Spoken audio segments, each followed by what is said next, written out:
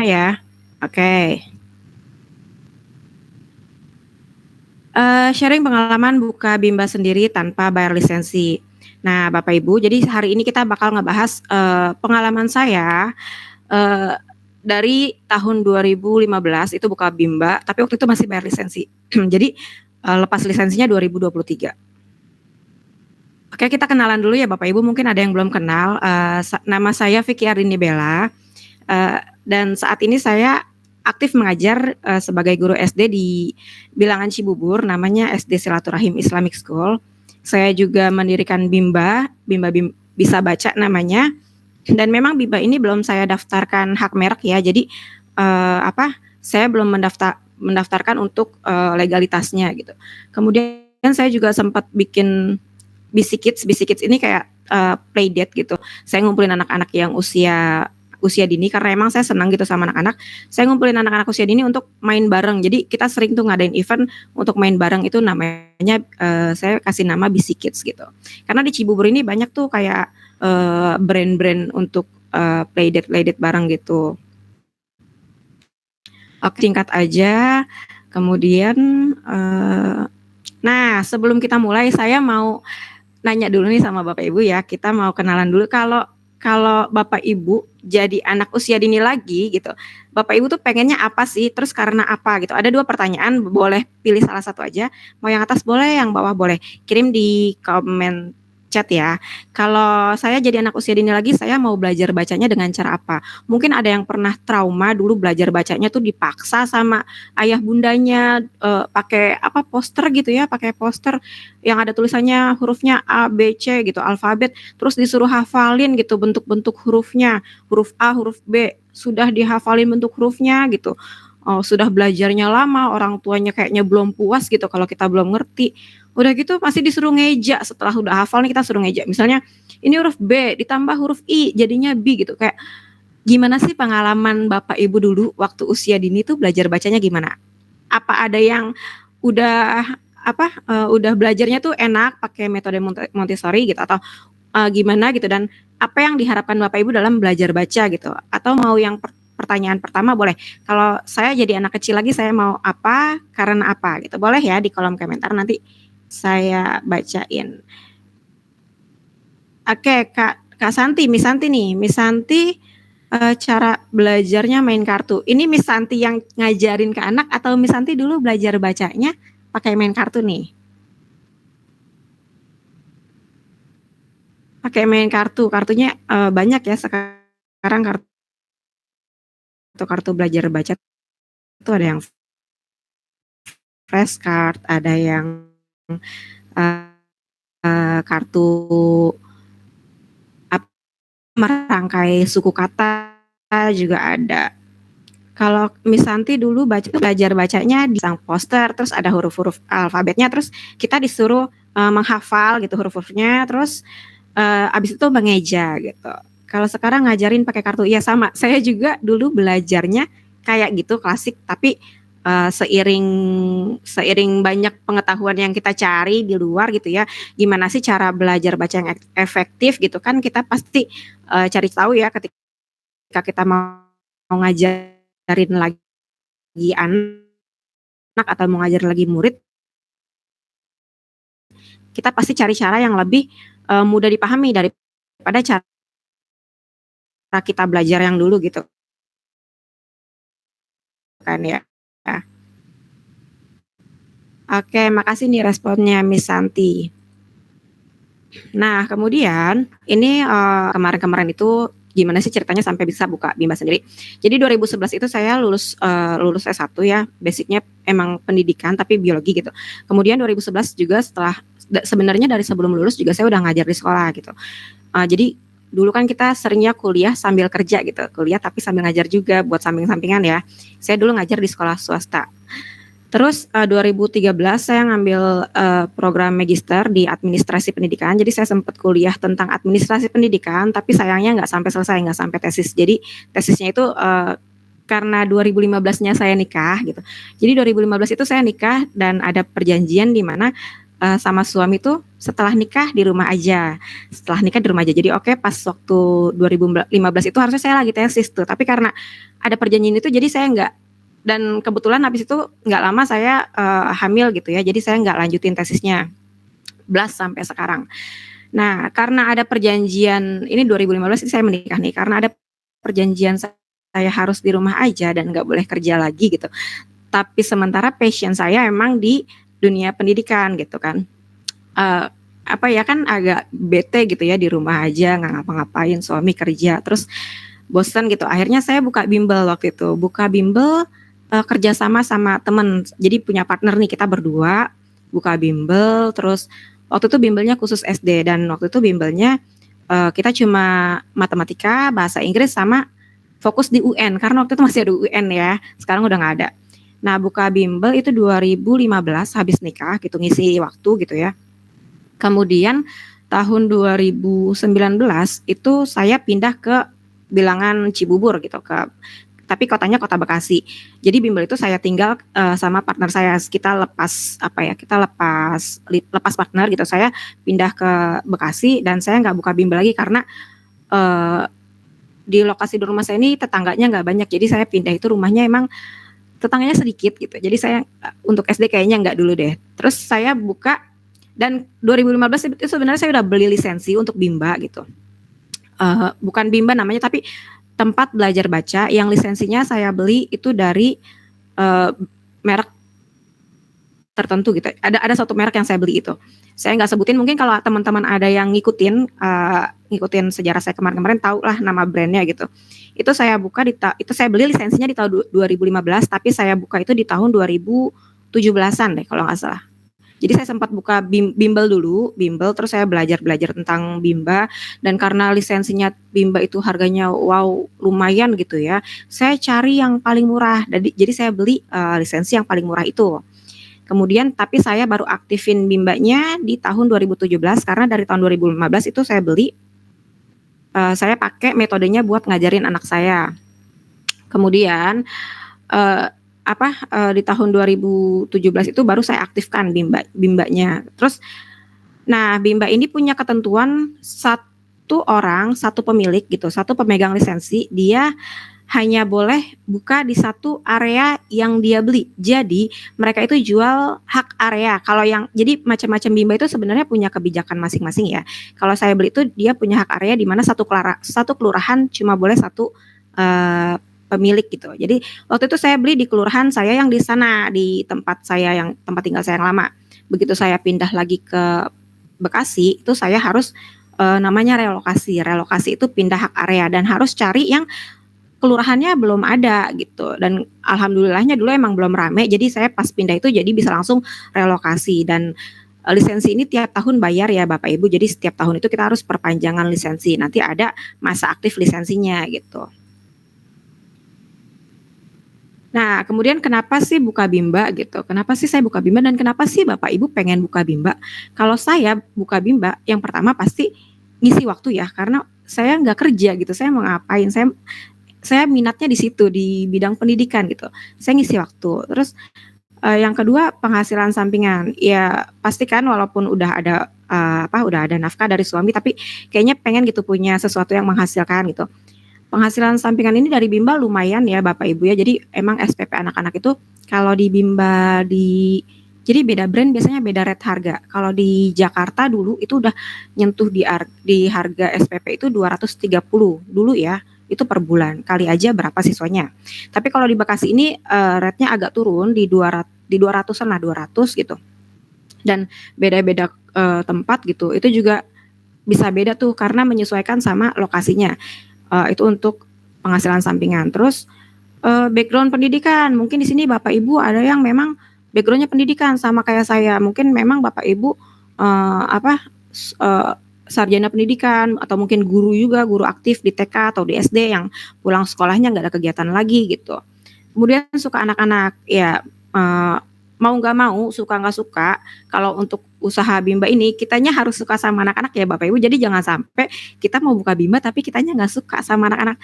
Takutnya nanti kitanya nggak enjoy gitu. Walaupun jalan-jalan sih jalan aja karena kan ada manajemennya, ada macam-macam gitu ya. Jalan sih jalan aja, tapi kitanya nggak enjoy karena kitanya nggak suka sama anak-anak. Jadi kitanya harus suka dulu nih sama anak-anak gitu supaya dalam perjalanannya kitanya juga enjoy gitu. Kemudian aktualisasi diri.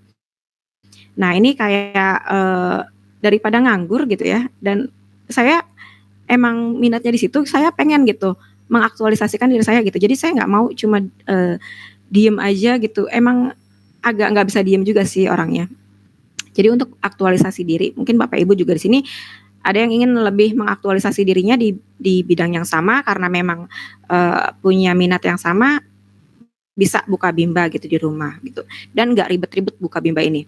Kemudian kepedulian sosial. Nah, jadi Bapak Ibu, setelah saya pindah dari Jakarta ke tempat saya yang sekarang, nah lingkungan saya yang sekarang ini, karena kan saya belinya tuh waktu itu rumah belum jadi ya, rumah belum jadi, masih tanah setengah jadi gitu, ada kerangkanya dibangun, belum ada tetangga. Nah saya ini rumahnya di bilangan pasar gitu, pasar tradisional, namanya pasar Keranggan gitu, kalau mau cari di internet namanya pasar Keranggan.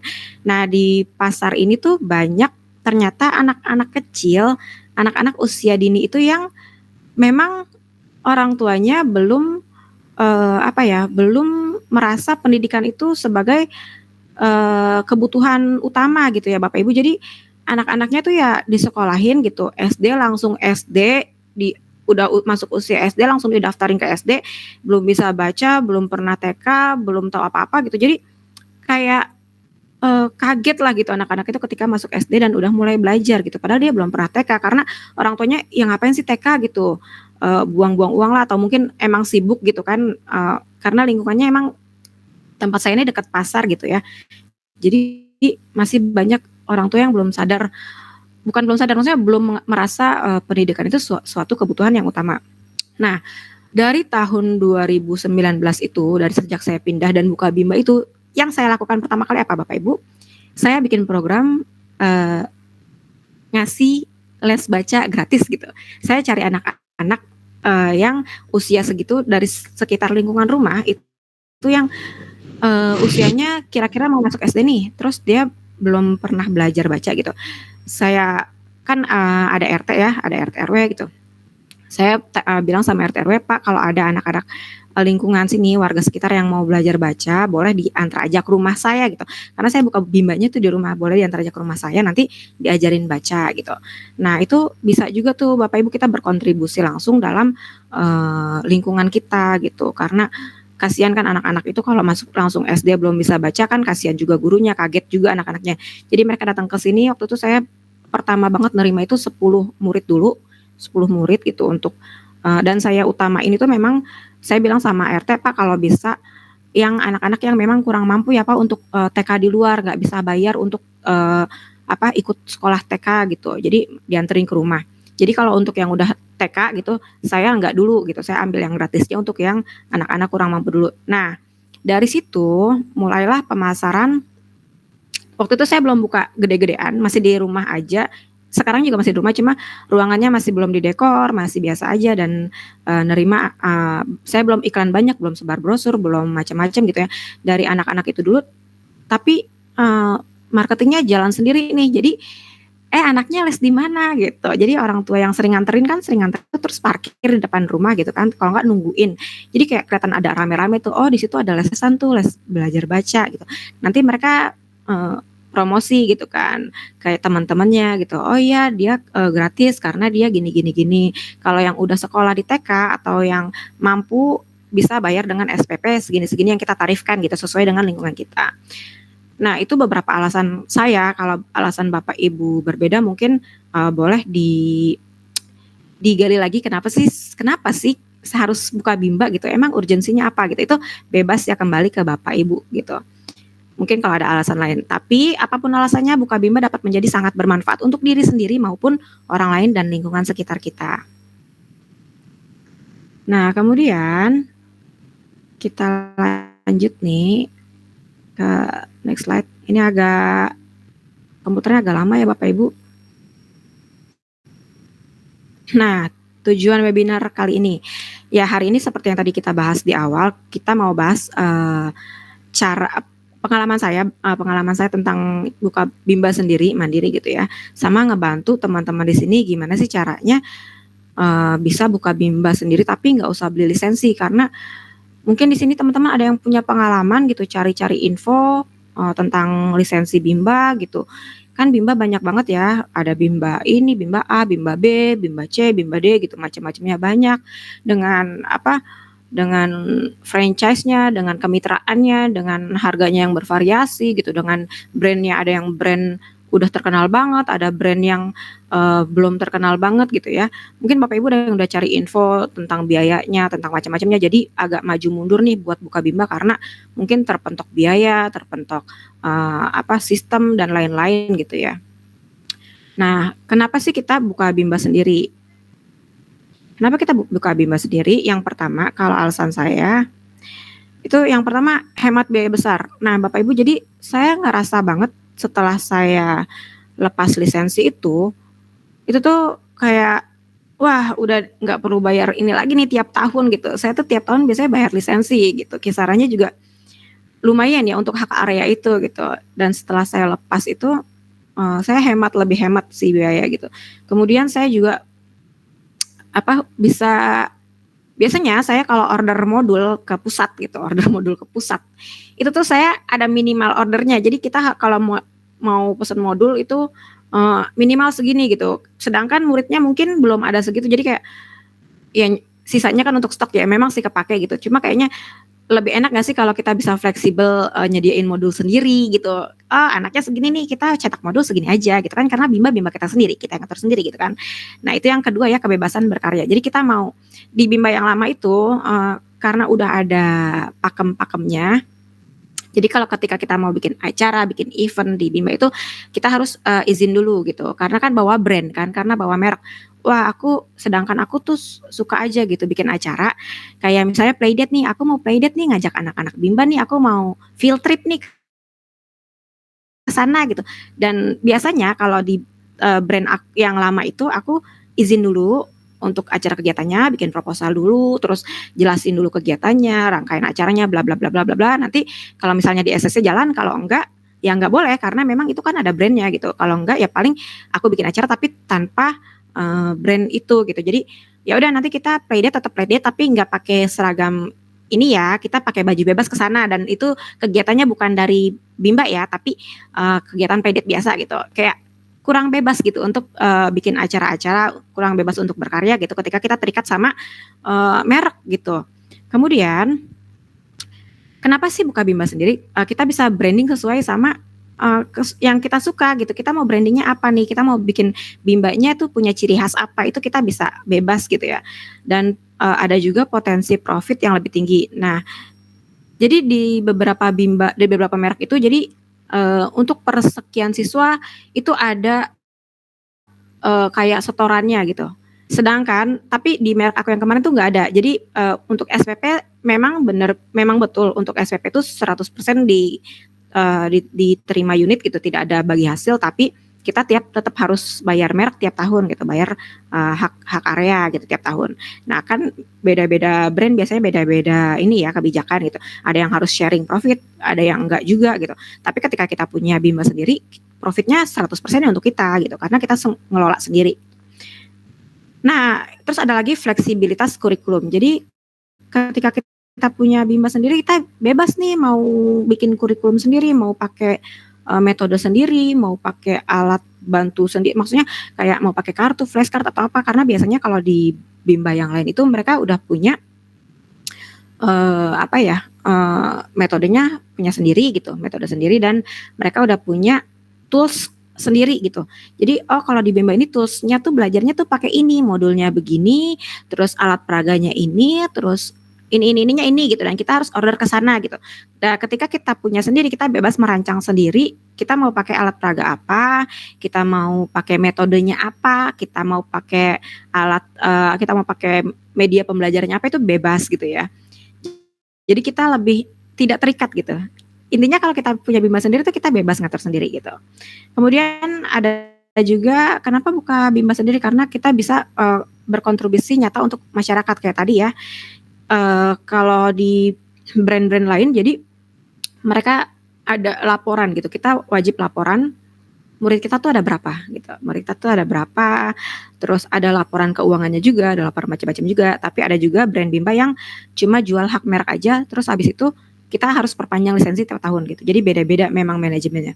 Nah, ketika kita pakai brand yang harus laporan keuangan segala macam, kita tuh nggak bisa, dalam tanda kutip tuh kita nggak bisa nyuri murid. Jadi kayak saya mau ngasih program beasiswa gratis belajar untuk 10 anak-anak yang memang kurang mampu di daerah saya gitu. Ketika kita masukin itu ke database siswa gitu, mau nggak mau nanti itu masuk presentasi, dan padahal keuangannya nggak ada gitu. Padahal dia nggak bayaran loh, ini gratis, tapi ada di data siswa. Nanti akan ada ketimpangan tuh laporan kita sama sama jumlah siswanya gitu. Dan itu yang kayaknya kurang bisa ya, kecuali nanti kalau misalnya kita narik siswa di luar Bimba tapi kita ngajarnya di luar misalnya gitu. Itu kalau misalnya kita mau pengabdian sendiri itu bisa ya, tapi tidak dicampurkan ke dalam Bimba yang kita beli lisensinya. Gitu Bapak Ibu. Terus nah, Miss, kalau saya mau buka Bimba, saya harus mulai dari mana gitu? Sebenarnya mulainya dari niat. Bapak Ibu udah ikut webinar ini berarti udah niat nih, udah niat mau buka Bimba gitu kan. Itu udah cukup banget niat itu tuh. Tinggal realisasinya aja, tinggal jalannya aja gitu. Mulainya dari mana? Ini ada panduannya. Pertama, kalau kita udah punya niat gitu ya, terus catat, jangan lupa dicatat. Nah, kita mulai dari menentukan dulu lokasinya gitu. Mau bukanya di mana nih gitu? Apakah mau di rumah aja? Gitu. Kalau saya karena skalanya masih kecil gitu dan saya mau terlibat langsung, saya memang di rumah aja gitu. Dan karena memang lokasi saya ini, tempat tinggal saya ini seperti yang tadi saya gambarkan, itu memang masyarakatnya masih kurang kurang aware gitu sama pendidikan di luar sekolah gitu, pendidikan non formal, karena mereka taunya sekolah ya sekolah, didaftarin ke SD, didaftarin ke TK gitu. Yang dimana kita tahu kan kalau di TK itu fokusnya lebih ke lebih ke kemampuan fondasi ya, fondasi anak itu kayak motorik, sensorik, sosial dan lain-lain gitu. Kalaupun belajar baca itu tambahan biasanya kalau di TK formal ya. Di TK-TK itu juga guru-guru TK itu biasanya ngasih layanan belajar baca itu biasanya dalam bentuk les biasanya. Kalau di sekolah tuh di TK-nya tuh sebenarnya ada, cuma tambahan karena lebih fokusnya ke kemampuan fondasi anak-anak gitu. Saya juga kemarin sempat jadi guru TK gitu tahun 2023 gitu, pertama kali ngajar lagi kembali ke jadi 2015 itu saya dirumahkan sama suami. 2023 karena anak-anak sudah besar, alhamdulillah dapat izin lagi buat ngajar dengan beberapa syarat. Dan waktu itu saya ngajar jadi guru TK dengan ngajak anak saya yang usia TK gitu. Jadi saya ngajar tapi sambil bawa anak. Saya ngajar TK, saya belajar tentang kurikulum terbaru, kurikulum merdeka, apa aja yang diajarin di TK gitu-gitu sih. Tapi itu cuma 8 bulan. Terus saya pindah ke SD. Nah, setelah kita sudah menentukan lokasi, misalnya di rumah gitu. Kalau saya sih di rumah aja, karena apa? Saya menekan biaya operasional yang pertama, tidak usah sewa tempat gitu kan. Yang kedua, saya bisa pantau langsung gitu dan lebih enak gitu kalau di rumah gitu, bisa kelihatan oh ini anaknya ini nih rajin datang, oh ini anaknya kok saya jarang lihat ya, oh dia jarang datang nih ke Bimba nih, kenapa ya gitu. Jadi bisa terpantau gitu. Lokasi kalau saya bisa kasih anjuran sih di rumah aja dulu untuk buka, untuk memulai gitu ya, di rumah aja dulu gitu. Soalnya kalau langsung buka di ruko, memang sih itu investasi dan itu langsung kelihatan gitu. Langsung bisa pasang banner jebret, orang banyak lewat gitu. Mungkin nanti siswanya juga bisa banyak gitu. Tapi kalau untuk yang budgetnya nggak ada gitu untuk sewa, bisa di rumah dulu. Kemudian izinnya gimana, Miss gitu. Kalau saya dulu itu izinnya itu cukup ke RT RW aja gitu. Saya cukup ke RT RW aja. Sempat saya dulu tuh sebelum pindah ke sini kan survei dulu tuh ke perumahan-perumahan gitu. Pas mau beli rumah gitu ya. Ada perumahan di Cibubur situ yang di rumah itu tidak boleh dijadikan tempat usaha. Nah, kalau ada ketentuan seperti itu, waktu saya mau beli kan saya tanya-tanya dulu ya gitu, saya mau beli rumah, tapi juga saya mau buka les-lesan di rumah gitu, gini gini gini. Terus, kata manajemennya, "Mohon maaf di tempat ini rumah tidak bisa dijadikan tempat usaha," berarti nggak bisa gitu, memang tidak bisa tempat itu dijadikan tempat usaha walaupun, eee, bentuknya bimba gitu ya. Oke kita pindah, move gitu, jangan di situ. Nah kalau memang rumah ternyata Bapak Ibu tinggal di daerah yang sudah ada pakem seperti itu, ya mau nggak mau Bapak Ibu sewa tempat di luar rumah gitu. Dan kalau saya, karena saya udah survei dulu, jadi saya cari tempat yang rumahnya itu bisa dipakai sekalian usaha gitu. Jadi saya, pindah ke tempat yang bisa buka bimba. Jadi saya bimbanya bimba rumahan aja gitu. Seperti yang saya branding-kan keluar, bimba yang saya kelola itu bimba rumahan gitu. Dan saya, pengen banget nih karena sebenarnya mulai dari awal-awal buka bimba juga kan banyak tuh teman-teman saya yang guru gitu ya, nanya, "Gimana sih caranya kalau mau buka bimba? Gimana sih caranya?" Gitu-gitu. Dan saya udah sharing gitu. Kalau dulu-dulu saya lempar nih beli mereknya, di sini saya pakai merek ini gitu. Kalau setelah saya putus merek, "Yuk ayo kalau mau buka bimba bareng," gitu. Mau pakai brand apa gitu, "Ayo mau mulai dari mana, mau gimana-gimana, bareng aja," gitu. Kayak gitu sih gitu. Nah, nanti kalau udah dapat izin dari RT RW, waktu itu saya izinnya tertulis ya Bapak Ibu. Jadi saya bikin surat gitu. Saya bikin surat gitu formatnya untuk, izin membuka layanan bimbingan belajar di rumah gitu. Dengan, sasaran anak-anak usia 4 sampai 7 tahun atau anak-anak yang butuh bimbingan belajar baca kayak gitu. Nanti kita serahin ke RT, RT-nya tanda tangan, dikasih stempel basah, baru diteruskan lagi ke RW, RW tinggal stempel. Kalau RT udah ngasih izin, biasanya RW udah tinggal ngasih stempel aja gitu. Nah ini surat izinnya disimpan. Kemudian kalau kita udah menentukan lokasinya, udah dapat izinnya, kita rancang nih kurikulumnya gitu. Kita mau bimbanya ini, mau bimba yang apa sih gitu. Nah Bapak Ibu sebelum merancang kurikulum, Bapak Ibu tuh bisa tengok-tengok keluar. Saya tuh dulu sering tengok-tengok keluar. Jadi saya masuk ke bimba ini, saya nanya-nanya sama adminnya di depan bimba gitu kan. Iya ini belajarnya gimana ya Bu? Kan karena saya punya anak yang usia TK ya, saya iseng aja tuh gitu, pura-pura mau daftar padahal saya kepo gitu. Ini belajarnya gimana ya Bu? Oh metodenya gini, modulnya dikasih lihat kan, ini modulnya Bu belajarnya, nanti belajarnya seminggu berapa kali, waktunya berapa, terus, nanti belajarnya gimana caranya gitu. Tuh saya suka tuh masuk sini, lihat, oh begini terus keluar, masuk sana, tanya, oh begini terus keluar, masuk sana gitu. Jadi setiap brand tuh saya liatin gitu. Terus udah di compare-compare, saya pelajarin lagi gitu. Saya pelajarin lagi. Kayaknya kalau belajarnya begini ke sayanya, ke gurunya kurang cocok deh gitu. Jadi wah, wah kok susah ya kalau menurut saya gitu. Kalau saya tes ke anak saya juga agak susah gitu. Jadi saya cari-cari lagi, saya compare-compare lagi sampai dapat yang cocok. Oh ya ini aja nih, ini kayaknya lebih gampang nih. Saya ambil metode belajar yang waktu itu pakai suku kata. Nanti kita belajar tentang metode belajar baca ya setelah slide ini kayaknya. Nah, kita rancang kurikulumnya, metodenya apa, terus materi ajarnya juga kita rancang. Itu Bapak Ibu bisa browsing-browsing aja sih kalau mau ngerancang materi ajar gitu. Terus kita siapin juga medianya. Medianya ya kita bikin modulnya gitu ya. Kita bikin modulnya mau belajarnya kayak gimana. Kalau ribet, kalau males gitu, beli aja di marketplace banyak buku-buku yang sekarang banyak tuh buku-buku yang untuk belajar baca kayak 60 jam pandai belajar baca, 60 jam lancar membaca gitu. Itu banyak itu di marketplace. Terus kayak flashcard itu juga banyak, flashcard belajar baca, flashcard apa gitu. Terus kayak mainan itu juga banyak ya kayak kubus belajar baca kayak mainan balok-balok itu tuh suka ada tulisannya itu juga bisa. Kita belanja dulu ya, pasti perlu modal dong ya. Tapi sebelum itu semua belanja, sebelum semua dibeli, rancang dulu kurikulumnya. Nanti kalau kurikulumnya udah jadi, udah pas, udah dirasa pas, baru kita belanja kebutuhannya.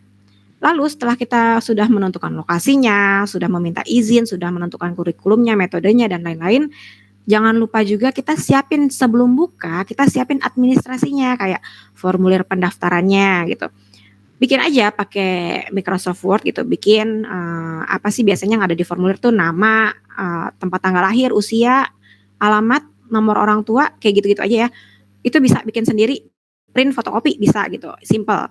Terus bikin kartu SPP gitu, itu juga bisa pakai Word juga bisa, atau pakai Canva biar lebih lucu juga bisa.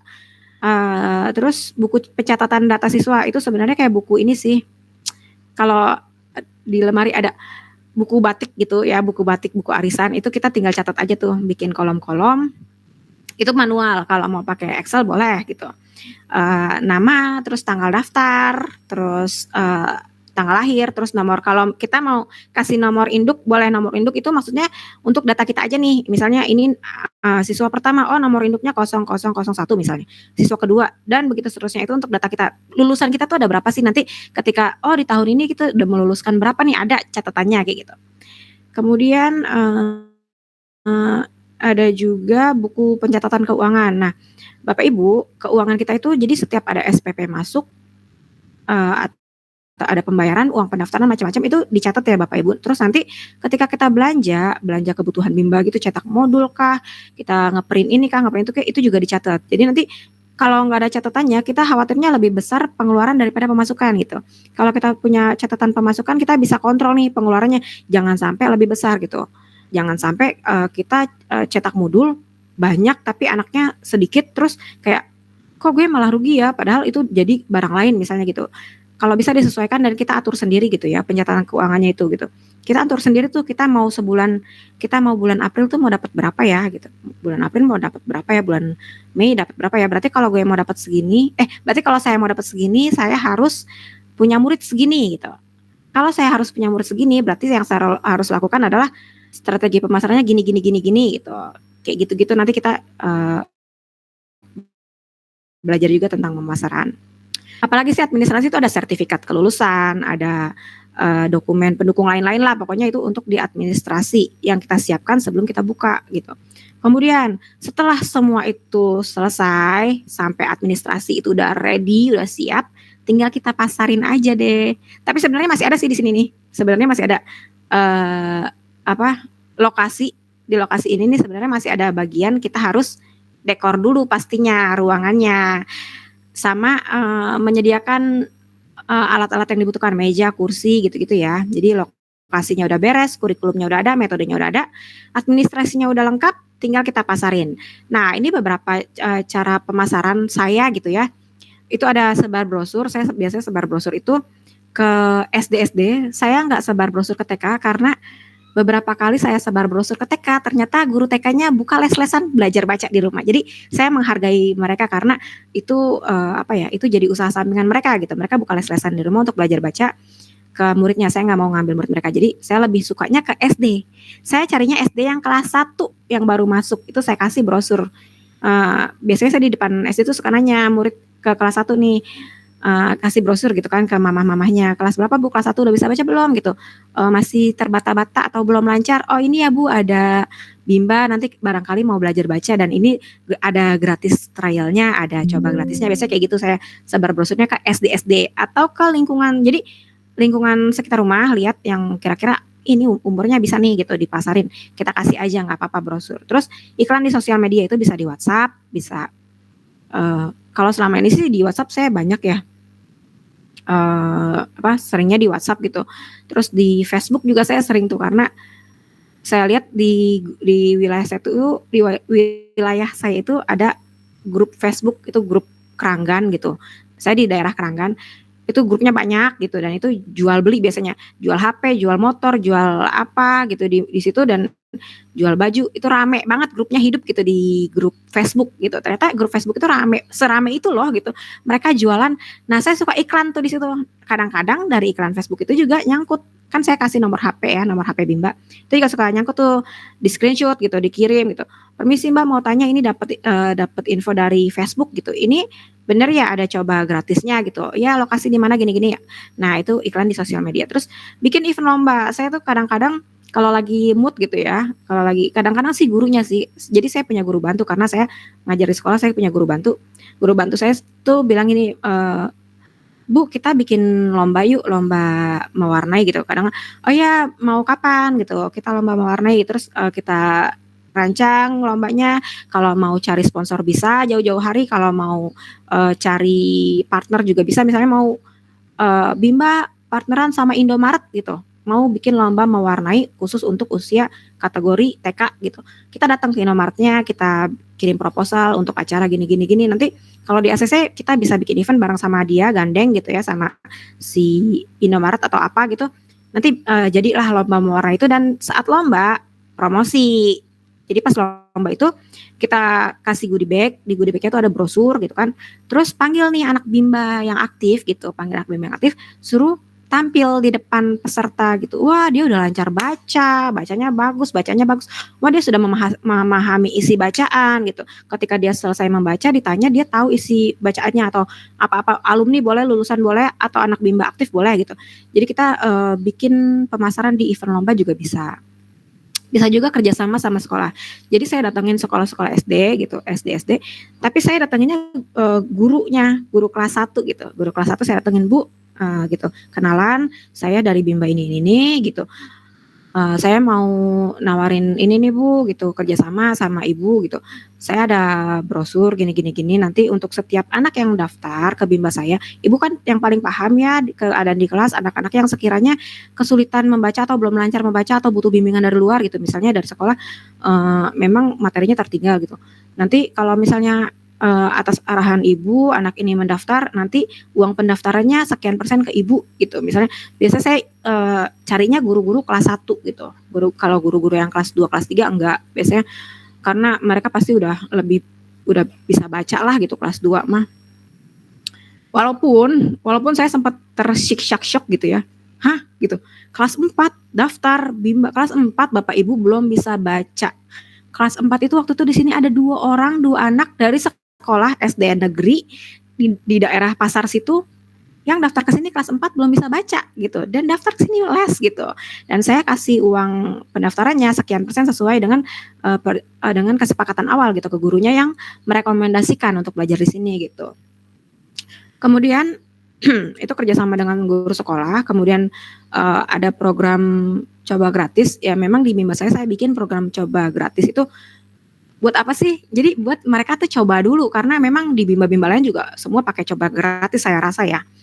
Cuma ada yang kebijakannya 1 kali, ada yang kebijakannya 2 kali, macam-macam. Kalau saya coba gratisnya 3 kali gitu.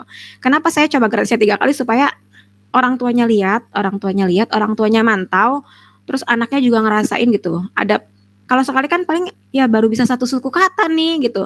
Kayak oh iya tempatnya nyaman, terus anaknya happy, terus gurunya baik, ramah, gini gitu. Tapi belum kelihatan progres. Kalau udah 3 kali, dia biasanya udah dapat 3 halaman Bapak Ibu. Jadi sekali datang 1 halaman, besoknya datang halaman kedua, besoknya datang halaman ketiga, dia udah ada progres nih. Kita udah bisa, oh nih Bapak Ibu dia udah bisa baca sekian suku kata, 3 suku kata dengan di mix misalnya kayak gitu. Jadi lebih apa ya, untuk 3 kali itu mereka insya Allah kalau udah ikut trial 3 kali tuh pasti isi formulir pendaftaran gitu, insya Allah lanjut gitu, karena udah lihat anaknya mau balik lagi aja udah kelihatan nih, oh dari sesi pertama anaknya mau nih ikut sesi kedua gitu, maksudnya nggak kapok gitu. Ya pastinya gurunya juga harus ramah ya, pastinya juga kita harus melayani dengan baik dan dengan bergembira gitu ya, supaya anak-anak itu mau les di sini gitu. Itu program coba gratis. Kemudian ada program affiliate. Jadi program affiliate ini kalau sekarang kan semua apa-apa di affiliatein ya Bapak Ibu gitu. Dikit-dikit affiliate gitu. Ini affiliate, itu affiliate. Kita juga bisa pakai affiliate itu di Bimba. Terus caranya gimana? Ya kita buka program affiliate untuk Bimba gitu. Jadi setiap orang yang mendapatkan 1 pendaftaran nanti komisinya segini. Jadi kayak kita ngafiliatin barang produk lain aja gitu. Tapi dengan kesepakatan untuk per pendaftaran komisinya sekian persen gitu. Jadi misalnya Bapak Ibu matok pendaftaran 100.000 misalnya.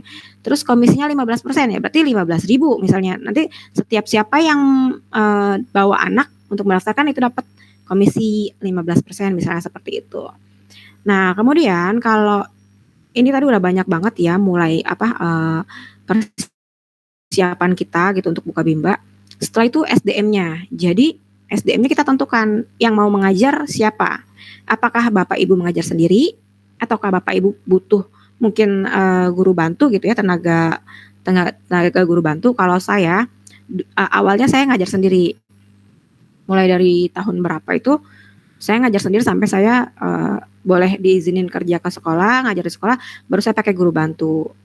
Sebenarnya sebelum saya ngajar di sekolah juga saya sempat pakai guru bantu dulu tahun 2000 berapa 2022 sampai 2023 setahunan saya pakai guru bantu, terus guru bantunya resign karena mau nikah waktu itu. Uh, Waktu itu muridnya saya banyak dan saya kewalahan ngajar sendiri, jadi saya cari orang untuk bantu ngajar gitu. Kemudian setelah dia nikah, baru saya pegang lagi sendiri, terus karena saya ngajar di sekolah, saya pakai guru bantu lagi gitu. Nah, untuk guru bantu ini juga, dan kitanya juga yang sebagai tenaga pengajar itu harus banyak-banyak latihan ya Bapak Ibu gitu, harus banyak-banyak belajar. Jadi jangan sampai kita merasa udah wah ini mah udah cakep nih bimbanya nih, udah nih kurikulumnya, metodenya udah settle gitu. Tapi kita tidak mengembangkan. Maksudnya apa ya, ilmu itu kan walaupun belajar baca memang ya begitu-begitu aja gitu. Tapi namanya ilmu kan berkembang terus ya Bapak Ibu. Kayak kayak sekarang tuh ilmu tuh terus berkembang gitu. Kita juga kalau bisa jangan berhenti belajar gitu. Kayak mungkin Bapak Ibu ada yang udah lama kenal Montessori, mungkin Bapak Ibu ada yang belum kenal Montessori, dan kita tuh nggak apa kalau bisa jangan berpuas hati dengan ilmu yang kita punya saat ini. Jadi kita harus terus-terus belajar ya Bapak Ibu, dan belajarnya sesuai dengan bidang yang kita butuhkan gitu. Sampai saat ini pun saya merasa apa ya kurangnya di Bimba ini, terus saya butuh apa ya? Oh, ada loh mainan untuk anak belajar baca yang biar lebih cepat. Oh, ada loh cara belajar baca yang mainnya tuh belajar itu main air misalnya pakai air gitu atau enggak pakai pasir nih anak-anak bisa bikin huruf pakai pasir kayak gitu-gitu. Jadi kita tetap cari kelasnya lebih baik gitu ya Bapak Ibu. Nah, begitu juga dengan guru bantu. Kita latih dia, kita kasih dia pelatihan-pelatihan dan kalau ada kan sekarang kan kalau kita buka gadget gitu ya, terus ada cara belajar baca gini gitu. Metode gini. Kita share ke guru bantu kita gitu. Oh, Kak ini ada loh yang kayak gini gitu. Nanti bisa nih dipraktekin gitu. Jadi ada banyak variasinya. Nggak stuck di situ aja.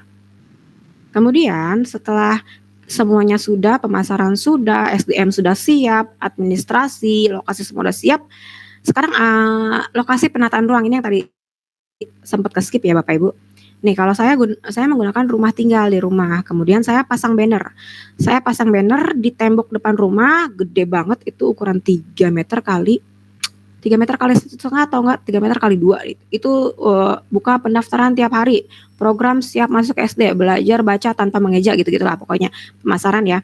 Guru ramah dan berpengalaman gitu. Metode yang mudah dan menyenangkan. Terus dilengkapi dengan belajar menulis gitu.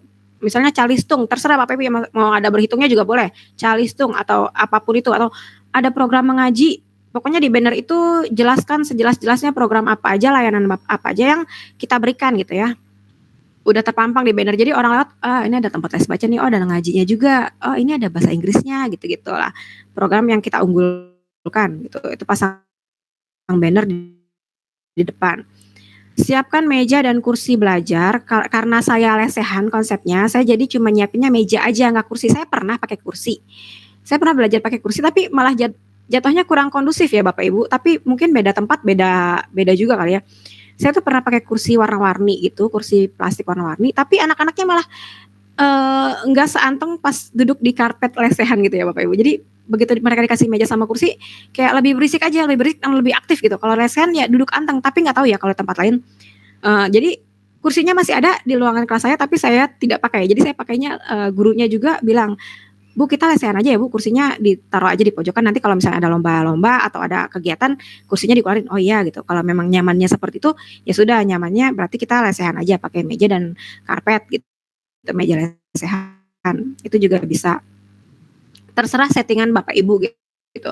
Maunya yang seperti apa. Kemudian dekorasi ruangan agar menarik. Jadi jangan mentang-mentang kita di rumah, ya udah tembok rumah kita yang penuh coret-coretan anak-anak atau mungkin tembok rumah yang polos banget gitu, nggak ada dekorasinya, itu kayaknya nyaman tapi kurang menarik anak-anak gitu. Karena anak-anak itu sejatinya suka dengan hal-hal yang berwarna-warni dan bergambar-gambar gitu. Jadi kalau bisa kita penuhi kebutuhan visual anak-anak. Mereka butuh itu, kasih lah gitu. Ya minimal kasih poster lah atau minimal kasih stiker, kan ada tuh stiker dinding ya, stiker pelangi lah, stiker jerapah, stiker apa gitu. Stiker-stiker itu banyak di marketplace. Dekorasi agar menarik. Kemudian sediakan rak atau lemari buku. Nah, ini penting ya Bapak Ibu. Jadi modul kita terus formulir pendaftaran macam-macam itu kalau bisa ada lemarinya sendiri, ada laci. Kalau nggak ada lemari ya laci lah minimal gitu ya. Jadi ketika ada orang tua yang daftar atau cari ketika kita butuh buku atau sertifikat itu kita nggak bingung nyarinya atau nggak bercecer-bercecer. Itu disimpan dengan rapi di satu tempat khusus gitu ya Bapak Ibu ya untuk administrasi dan lain-lain. Kemudian ini ada pertanyaannya nih. Nanti kita pertanyaannya di sesi tanya jawab ya Bapak Ibu, masih ada waktu. Kemudian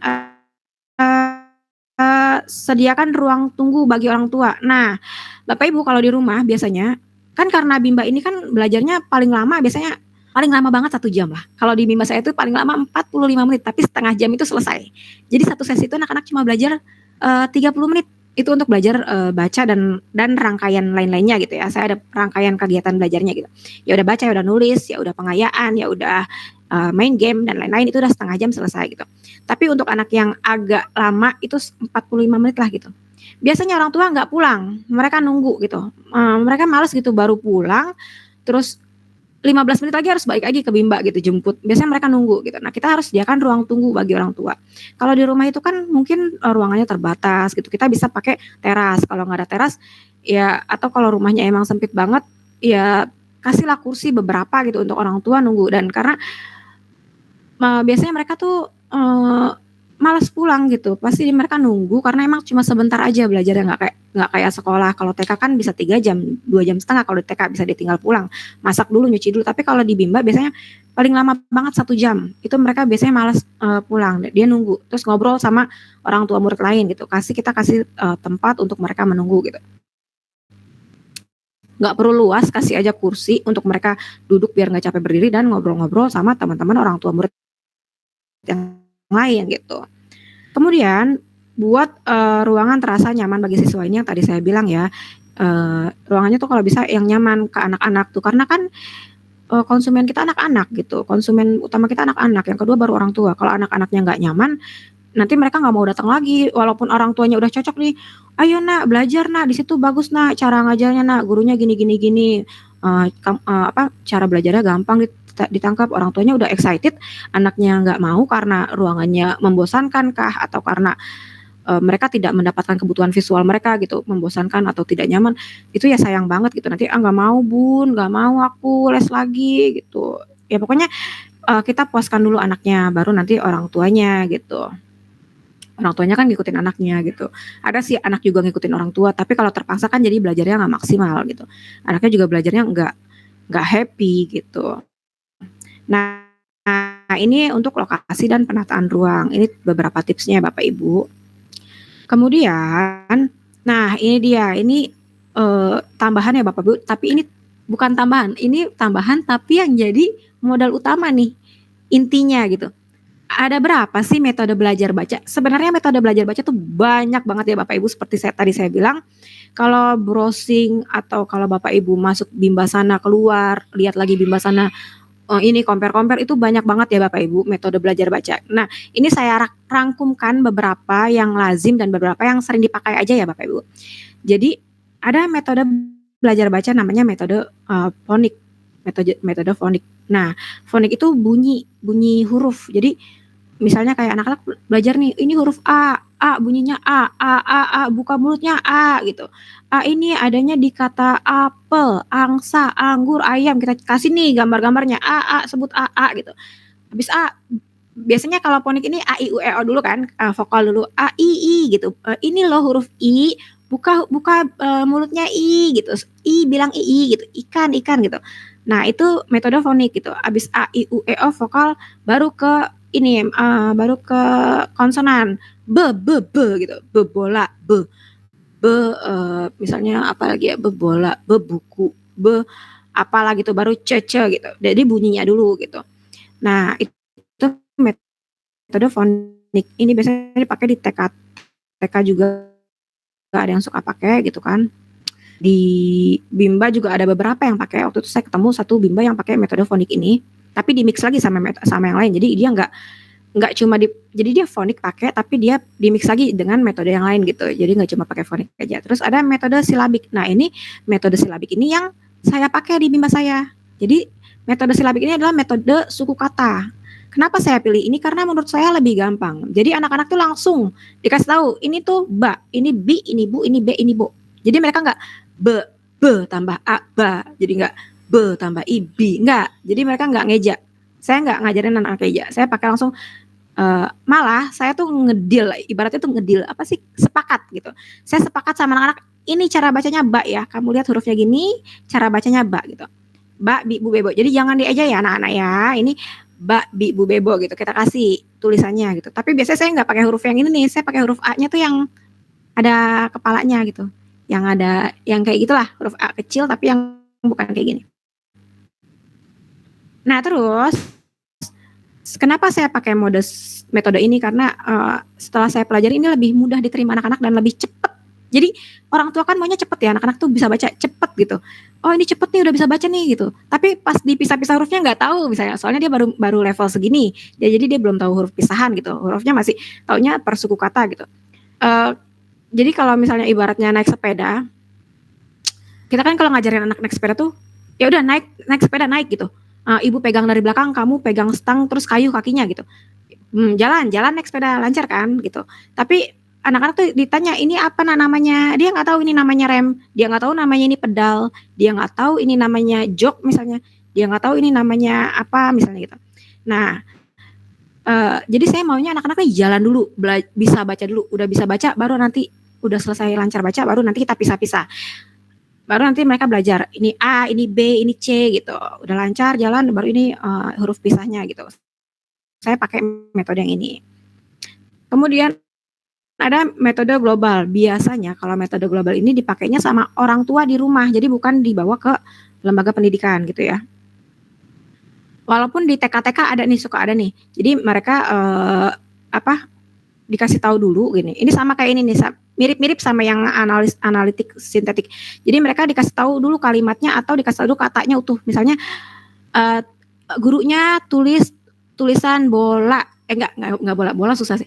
Gurunya tulis tulisan pintu di kertas, pakai kertas, pakai tulisan pintu, ditempel di pintu. Jadi anak-anak tuh setiap ngeliat pintu, oh tulisan pintu kayak gini gitu.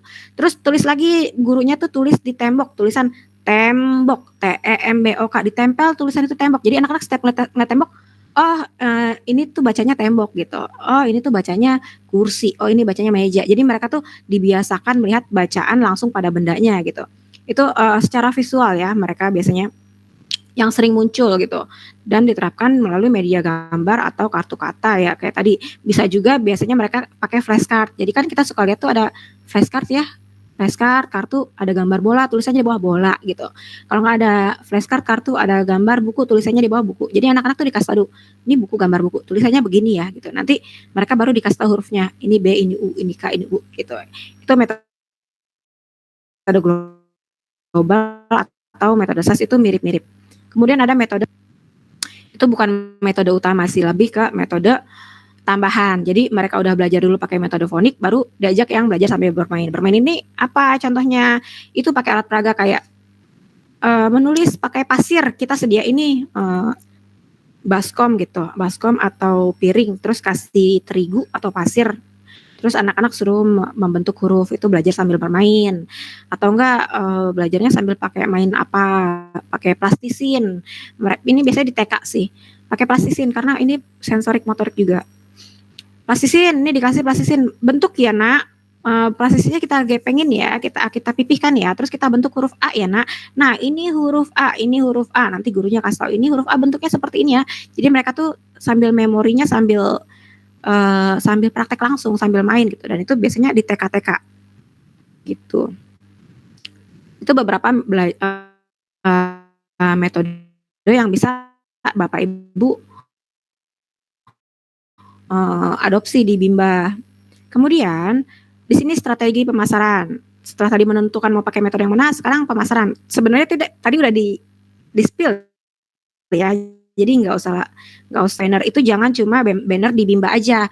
Jadi banner di Bimba itu yang gede, yang utamanya. Tapi kalau bisa dan kalau daerah Bapak Ibu nggak yang terlalu ribet sama peraturan, jadi biasanya saya karena di daerah kampung gitu ya, karena saya di daerah kampung dan di dekat pasar itu saya suka pasang banner kecil-kecil ukuran-ukuran A3 lah, A3 2x4 itu saya cetak banner, saya pasang di pinggir-pinggir jalan atau saya ikat di pohon gitu, ikat di pohon atau di pinggir-pinggir jalan gitu. Saya sebar gitu 15-20 titik strategis gitu di pohon pertigaan misalnya, atau di tembok pembatas pasar itu yang tempat ibu-ibu lewat, itu saya pasang itu banner-banner kecil-kecil gitu.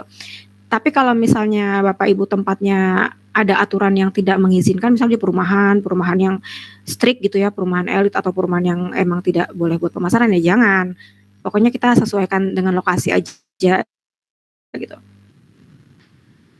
Banner, terus free trial tadi udah saya jelaskan juga kenapa harus ada free trial sih, karena memang ya namanya kalau pengalaman langsung kan lebih ini ya, daripada anak-anak tiba-tiba suruh daftar langsung. Biasanya orang tua juga agak ragu tuh kalau ujuk-ujuk datang disuruh langsung isi formulir pendaftaran bayar gitu, biasanya agak maju mundur. Tapi kalau dia udah cobain, udah lihat progres, insya Allah dia langsung isi formulir setelah melihat langsung sendiri gitu, merasakan pengalamannya. Kemudian sosial media tadi udah juga, lomba-lomba juga udah, affiliate juga udah. Jadi kita langsung aja ya biar cepet. Nah, ada lagi di sini setelah strategi pemasaran, ada operasional dan pengelolaan. Ini juga ada berkaitan sama pertanyaannya Miss Ayunda Kamila ya. Caranya mengelola SDM ini gimana, Miss? Nah, operasional dan mengelola, ada spill dikit. Jadi jangan sampai pengelolaan awal itu pasti kursi, modal karena, tapi itu tentukan di awal ya. Tentu setiap ada siswa baru kita harus kasih modulnya gitu. Tapi ini keuangan ini penting ya Bapak Ibu, karena kalau kita nggak merasakan hasilnya, kita juga jadinya malas-malasan buka bimbanya gitu. Jadi ini penting banget kita tahu kita dapatnya berapa. Kita penting banget kita tahu dapatnya berapa dan tertulis gitu ya Bapak Ibu. Jangan sampai kok nggak ada duitnya ya, kemana ya duitnya kemarin, perasaan yang daftar segini deh kok nggak ada ya gitu. Jangan sampai kayak gitu. Jadi harus ditulis tuh masuk anak berapa, masuk uang pendaftaran berapa, dan SPP itu kan dibayarkan di awal ya Bapak Ibu. Jadi mereka tuh begitu daftar itu yang dibayar itu ada uang pendaftaran sama uang SPP. SPP untuk 1 bulan ke depan gitu. Itu dicatat semua pemasukan segini, daftar berapa, SPP berapa, pembelian modul berapa, pembelian seragam berapa, kalau Bapak Ibu punya seragam gitu, itu dicatat. Nanti baru kalau ada pengeluaran dicatat lagi gitu. Jadi jangan sampai kita ngerasa nggak ada uangnya nih buka bimba, jadi kayak nantinya akan berpengaruh gitu sama kelangsungan bimba kita. Kemudian rekrutmen dan pelatihan guru. Nah ini juga tadi udah spill ya, ini juga pertanyaan Kakak Ayunda nih. Sebenarnya pertanyaannya kurang spesifik sih, cara ngelola SDM ini gimana Miss gitu. Nah untuk rekrutmen, karena dulunya saya ngajar sendiri, dan ketika saya dulu beli merek luar, saya dilatih, tentu dong saya dilatih karena saya pakai metode dia gitu. Saya dilatih, saya ikut pelatihan, dan pelatihan itu tuh berkala. Jadi si brand ini punya pelatihan berkala untuk guru sampai ada level-levelnya. Pelatihan guru level 1, pelatihan guru level 2, pelatihan guru level 1 untuk bimba yang baru buka, pelatihan guru level 2 untuk bimba yang sudah punya murid segini. Nanti pelatihannya lebih ke manajemen. Pelatihan guru level 3 untuk guru yang sudah pakai untuk bimba unit yang sudah pakai guru bantu gitu. Jadi mereka ada pelatihan berkala gitu. Dan Bapak Ibu juga kalau punya bimba sendiri, kalau buka brand sendiri, jangan berhenti di situ aja terus jalan aja gitu, terserah gurunya deh gitu. Oh, terserah saya deh. Kita juga tetap harus harus belajar kayak tadi saya bilang, kita harus belajar, kita harus mengembangkan lagi karena kita kan buka sendiri pasti banyak kekurangan dong gitu kan. Karena kan kita buka sendiri belum ada pakemnya dong, pasti masih ada yang miss-miss nih dan yang miss-miss ini kita evaluasi berkala, kita tulis. Oh, berarti kalau misalnya kayak gini caranya nggak bisa nih, gini. Ini nggak bisa begini, berarti besok harusnya coba yang begini deh gitu. Apakah lebih baik gitu. Kayak gitu. Nah, biasanya kalau pelatihan ini di awal-awal itu base-nya itu ke pelatihan cara ngajar, pelatihan metode yang kita pakai. Gimana metode yang kita pakai itu sama buku dan modulnya itu selaras. Jadi guru atau kita harus berlatih dulu nih cara ngajar anaknya sama sesuai nggak dengan metode yang mau kita pakai. Jangan sampai metode yang kita pakai metode suku kata tapi kita ngajarin ngeja, itu kan nggak relevan ya Bapak Ibu. Jadi misalnya kita pakai bukunya yang udah tanpa mengeja nih, terus tiba-tiba kita ngajarnya ini loh nak B, ini B nah, ini A, jadi kalau dibaca ini ba nah gitu, ini loh nah, ini D, ini O, kalau dibaca do, sedangkan bukunya tuh, buku panduannya tuh modulnya yang kita pakai tanpa mengeja, tapi kita ngajarnya ngeja karena kita kan nggak sesuai ya. Jadi pelatihan guru tuh mulai dari metode ngajarnya dulu. Kalau metode ngajarnya udah dapet, udah bisa nih metode, udah bisa membawakan metode belajar yang sesuai dengan kurikulum kita, baru pelatihan lagi cara mengajar yang menyenangkan gitu. Gimana guru ini harus ramah sama murid, cara dia membuka kelas, misalnya, ayo nah duduk dulu kita berdoa gitu. Bagaimana cara guru ini menegur anak-anak, jangan sampai, ih masa gini aja nggak ngerti itu. Pokoknya lebih ke teknisnya di pelaksanaan kelasnya gitu. Gimana cara anak-anak ini mengajar dengan sesuai dengan anak-anak usia itu gitu. Jadi oh kalau ngajar anak usia ini loh harus begini loh, nggak bisa kita ngajar kayak ngajar anak SD SMP gitu yang udah bisa mandiri. Memang anak-anak ini masih butuh bimbingan, jadi kita harus fokus gini. Itu pelatihan utama, modal utamanya gitu. Nanti kalau misalnya udah level up gitu, udah muridnya banyak, mungkin pelatihannya bisa mengikuti, menyesuaikan dengan kebutuhan bimba kita gitu, tergantung kita udah sampai di level mana gitu. Kalau muridnya udah tambah banyak berarti kan pelatihannya udah lebih ke manajemennya, pelatihan ke pelayanan ke orang tua dan lain-lain gitu kan. Kemudian menjaga komunikasi dengan orang tua ini penting banget ya Bapak Ibu. Jadi saya itu ada grup khusus orang tua murid gitu, grup ya pasti adalah untuk info-info ya, untuk info hari ini jadwal gini-gini, mengingatkan Bapak Ibu hari ini ada jadwal ini atau Bapak Ibu izin info kita akan mengadakan kegiatan field trip di tanggal sekian gitu dengan biaya sekian, ada grup kayak gitu untuk info-info dan untuk menjalin silaturahmi. Jadi alhamdulillah di Bimba saya itu ada beberapa orang tua yang repeat order gitu. Tahun 2017 kakaknya les gitu. Terus tiba-tiba kemarin tahun 2000 berapa itu adiknya, kakaknya udah kelas 3, adiknya les lagi di sini gitu. Itu ada beberapa gitu. Karena merasa cocok gitu. Jadi dia balik lagi. Kemudian evaluasi berkala.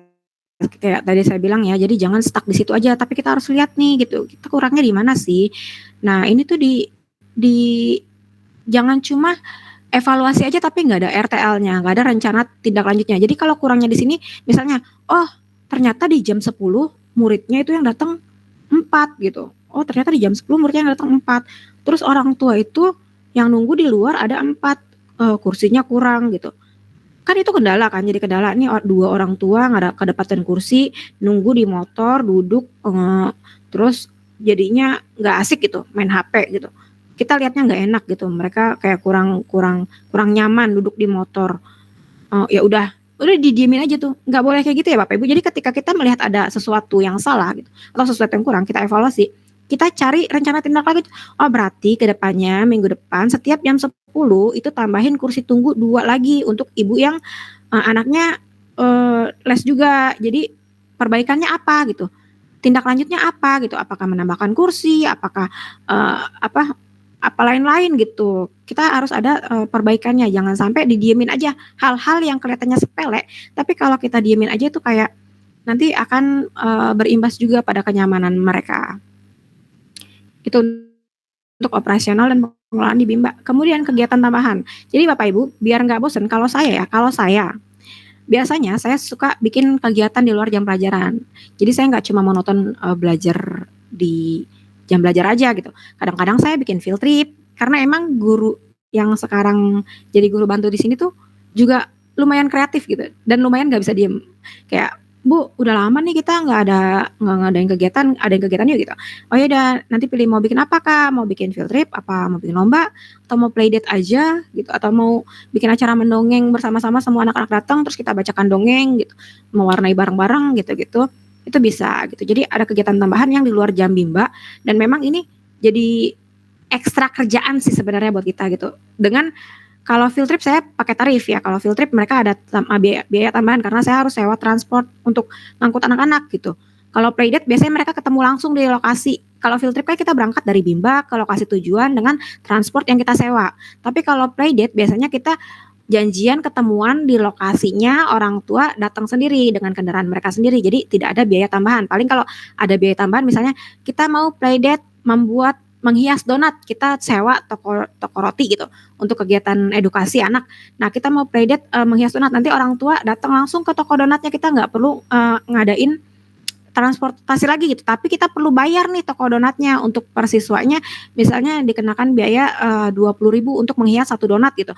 Nah, nanti orang tua langsung bayar ke, bisa juga kita yang koordinir gitu ya. Nanti untuk ininya, untuk biayanya untuk playdate ini segini ya bunda gitu, bisa langsung dibayarkan di lokasi atau bisa dikoordinir di Bimba, itu juga bisa gitu. Atau mau lomba, misalnya kalau lomba kan bisa dilakukan di Bimba ya, atau bisa kerjasama di luar juga bisa.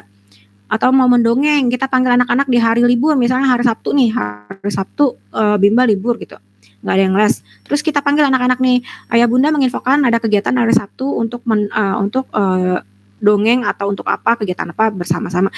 Itu memang emang benar nambah kerjaan kita, benar ya.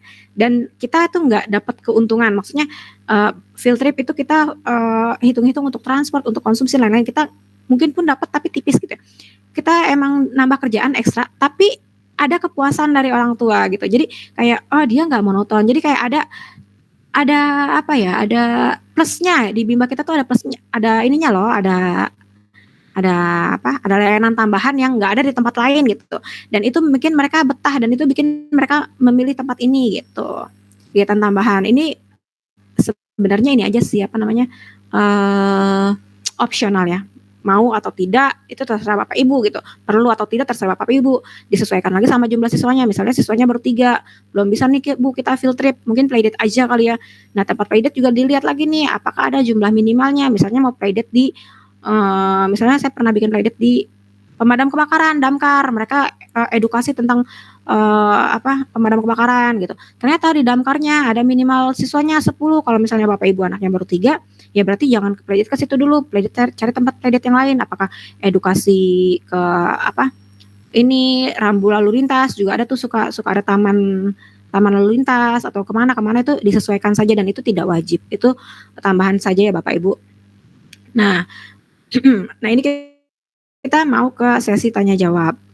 Nah, di sini Bapak Ibu ada nggak yang punya pertanyaan, boleh raise hand atau juga boleh langsung ketik aja di kolom chat ya Bapak Ibu. Boleh raise hand atau boleh juga langsung buka mic kalau ada yang mau bertanya. Ini sambil nunggu ada yang mau nanya, saya sambil ini ya, sambil jelasin lagi, masih ada sedikit bagian. Nah, Bapak Ibu, kalau misalnya Bapak Ibu merasa berat gitu untuk memulai bikin metodenya, kurikulumnya, ataupun lain-lainnya gitu, bikin formulirnya, kayak makan waktu atau Bapak Ibu sibuk, ternyata Bapak Ibu juga guru di sekolah lain yang punya aktivitas lain dan nggak sempat untuk bikin macam-macam gitu ya, untuk bikin bikin formulirnya, nggak sempat bikin kartu SPP, Miss nggak sempat Miss bikin modul kan banyak Miss. Ya tadi salah satu cara singkatnya ya bisa beli di marketplace gitu. Kita cari modul yang sesuai dengan metode yang kita adopsi gitu. Banyak tuh modul-modul di marketplace yang 60 jam lancar membaca itu bisa, atau modul buku-buku belajar baca itu bisa kita adopsi gitu. Kalau misalnya nggak sempat beli modulnya, nggak sempat nyusun sendiri modulnya. Nah, untuk Bapak Ibu yang punya kendala waktu, yang nggak punya nggak punya mungkin, Miss nggak ada laptop Miss buat bikin-bikin kayak gitu Miss. Nah, Bapak Ibu saya ada e-course. Nah, e-course ini di sini tuh panduan lengkap. Jadi kalau ini kan saya baru ngebuka kulit-kulitnya aja ya Bapak Ibu. Nah, ada e-course-nya yang saya susun udah, tapi ini masih berjalan. Jadi emang belum selesai e-course-nya. Di e-course ini nanti Bapak Ibu, kalau misalnya Bapak Ibu beli e-course buka Bimba sendiri tanpa beli lisensi, itu akan ada step-step yang lebih detail lagi gitu ya, dari pembahasan yang tadi itu didetailkan lagi tentang manajemennya, tentang semuanya, tentang cara menyusun materinya dan lain-lain. Nah, e-course ini sebenarnya harusnya saya launching habis Lebaran ya Bapak Ibu. Harusnya saya launching e-course ini habis Lebaran, tapi karena udah beberapa teman udah running persiapan buka Bimba gitu. Kemarin ada kepala sekolah juga, kepala sekolah TK Bunda Imah namanya, itu udah running untuk bikin Bimbanya. Jadi saya percepat aja launchingnya gitu, walaupun belum selesai. Nah, ini e-course-nya itu harga normalnya 500.000, tapi saya kasih diskon itu sebenarnya 245. Kalau Bapak Ibu lihat di link saya itu masih 245 harganya. Tapi khusus untuk peserta webinar hari ini, itu saya kasih harga spesial itu di 199.000. Kalau Bapak Ibu dapat e-course ini dapat apa aja sih? Itu Bapak Ibu bisa akses materinya lifetime ya. Jadi bisa Bapak Ibu pelajari materinya lifetime sampai kapan aja gitu. Bisa sambil sore-sore dibuka belajar gitu. Terus kemudian Bapak Ibu bisa dapat soft file modul Bimba. Jadi Bapak Ibu nggak usah lagi nyusun modul. Ini modul udah saya susun. Saya nyusun modul ini tuh makan waktu kurang lebih 9 bulanan. 9 bulan saya nyusun modul ini gitu. Dengan saya compare di Bimba-Bimba lain, dengan saya belajar Bimba lain, saya racik, saya ramu modul yang udah lengkap dari modul 1 sampai modul 8 saya kasih. Saya kasih hasil kerja saya 8 bulan itu meracik modul ke Bapak Ibu yang membeli e-course ini gitu ya. Jadi Bapak Ibu dapat nih soft file modulnya. Jadi Bapak Ibu bisa cetak sendiri, langsung naik cetak aja. Naik cetak di Shopee banyak, di marketplace banyak tuh cetak-cetak modul gitu ya. Bapak Ibu bisa cetak sendiri gitu. Kemudian saya juga kasih template Canva untuk formulir pendaftaran. Jadi nanti Bapak udah beres, udah jadi, saya kerjain lumayan nguras waktu sih 9 bulan. 8-9 bulan. Bahkan sampai hari ini saya masih terus perbaikan. Dan untuk perbaikannya satu drive yang isinya membeli e-course-nya.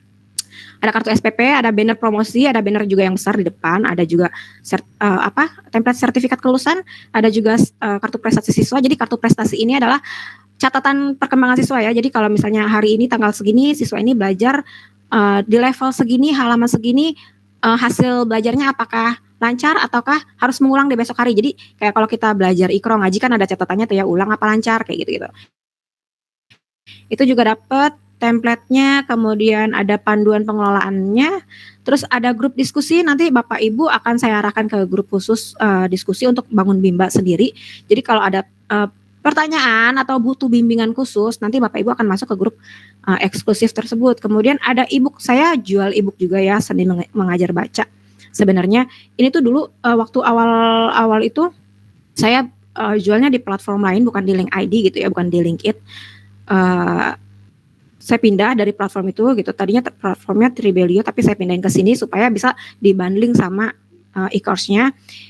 Ini e-booknya ini senilai 55.000. Itu saya kasih free untuk e-course-nya. Kemudian ada juga printable untuk kegiatan anak-anak. Nah, printable-nya ini nanti saya share ya contohnya di grup WhatsApp, itu nanti saya share videonya. Isinya apa aja sih? Ada kegiatan anak-anak mewarnai, printable mewarnai, ada printable menggabungkan huruf, ada printable macam-macam, ada banyak banget printable-nya, ada games macam-macam, Itu ada ratusan halaman. Itu kemarin sebenarnya saya beli gitu. Saya beli printable untuk kegiatan anak-anak di TK itu senilai 125.000. Saya beli di luar gitu. Saya kasih di sini nanti linknya gratis untuk Bapak Ibu yang beli e-course saya gitu. Ini bonusnya.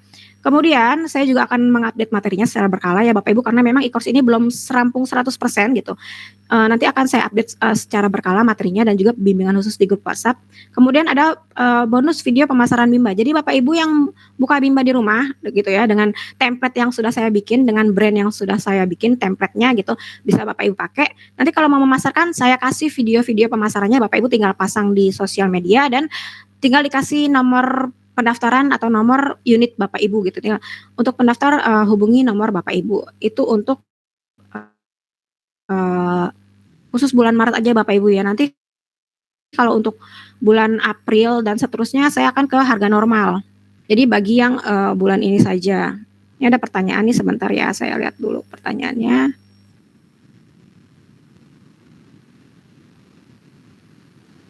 Miss, menurut Miss lebih bagus mana untuk membuat Bimba atau TK atau kelompok belajar? Saya baru mau mencemplung nih Miss, mohon arahannya. Ini dari Ibu Siti. Jadi Bu Siti, kalau menurut saya ya lebih bagus Bimba atau TK atau kelompok kombel. Nah, dulu juga saya sempat pengen gitu, karena saya emang suka ya, karena emang hati saya dan jiwa saya ada di dunia pendidikan anak-anak gitu ya Ibu. Dulu juga saya pengen bikin PAUD Bu, sebenarnya saya pengen bikin PAUD non formal gitu ya. Tapi kendalanya adalah pengurusan perizinan yang agak rumit ya. Tapi itu dulu saya ada rencana buka PAUD itu di tahun 2016 setelah saya buka bimbel. Saya kurang update tuh untuk pengurusan perizinan untuk yang terkininya ya, untuk yang terbarunya gitu. Jadi saya lebih nyari yang gampang, yang template-template aja. Makanya kenapa saya buka Bimba, dulu saya beli merek Bu, dulu saya beli merek. Itu karena saya merasa dengan saya beli merek, saya sudah dapat nomor lisensi, saya sudah dapat pengakuan resmi lah gitu, ada nomor lisensinya. Kalau yang Bimba yang brand sebelumnya itu yang saya beli itu kayak saya udah template gitu, saya udah nggak mau ribet ngurus izin lagi gitu Bu. Jadi saya beli yang udah template aja gitu. Jadi saya beli satu brand. Kalau untuk lebih bagus itu sesuai ini sih Bu, sesuai kebutuhan. Kalau TK kan pasti kalau TK itu harus ada perizinannya ya Ibu, dan Ibu harus siap, yang pertama Ibu harus siap jadi operator juga kalau masih sendiri ya. Karena TK itu dia akan terikat dengan Dinas Pendidikan, dan itu ada administrasi yang harus dilakukan gitu kan, dan harus disinkronkan dengan Dinas Pendidikan seperti Dapodik, data siswa segala macam. Itu Ibu harus siap dengan itu kalau Ibu mau bikin TK gitu. Terus nanti ada juga keuangan kayak kemarin tuh ada teman saya punya, saya punya teman saya ini kepala sekolah TK gitu, dan dia kemarin tuh lagi sibuk sama dana apa ya, bukan dana bos sih, dana hibah atau dana apa gitu, yang dia harus bolak-balik buka Arkas atau apalah aplikasi yang dibuat sama pemerintah, sama Dinas Pendidikan yang harus diisi gitu. Jadi ada banyak administrasi yang memang harus terhubung dengan dinas gitu ya Bapak Ibu kalau TK atau PAUD gitu, PAUD yang formal. Kalau kombel saya belum tahu regulasinya seperti apa. Kombel itu sepertinya dia mandiri ya. Saya kurang tahu sih kalau kombel Bapak Ibu. Tapi sepertinya dia mandiri. Kalau kenapa saya bukannya Bimba? Yang pertama, nih saya kasih tahu ya. Ini saya kasih tahu rahasia, bukan rahasia sih. Kenapa saya bukannya Bimba? Kenapa saya nggak buka TK? Kenapa saya bukannya Bimba? Kenapa saya nggak buka PAUD?